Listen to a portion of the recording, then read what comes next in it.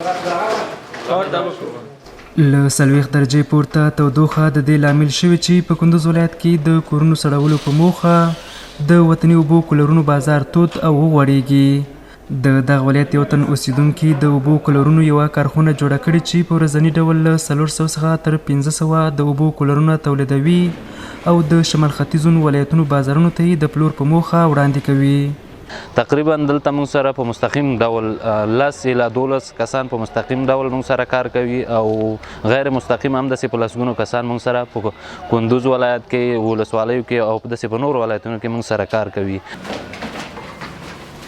د وطني کولرونو پلورونکي د وطني تولیداتو د غوره کیفیت او مناسب قیمت خبره کوي او وایي چې اوس د وطني کولرونو پیرلو ته د وګړو لیوالتیا تر پخوا خورا زیاته شوې ده. نسبت بر کولر ایرانی خب بیش است که هم به قیمت مناسب و هم به برقای ضعیف کار میده. الحمدلله فروشات ما به سالهای قبل امسال بیشتر بود چون که مردم خوش هستند از تولیدات وطن، از کولر وطن. بل لور ته د دغه ولایت اوسیدونکي او په دې تولیدي کارخونې کې کارګر د وطني تولیداتو څخه ګټه اخیستل د هیواد د اقتصاد په وده کې مهم ګڼي او زیاتوي چې وطني کولرونه کم مصرفه او اقتصادي دي.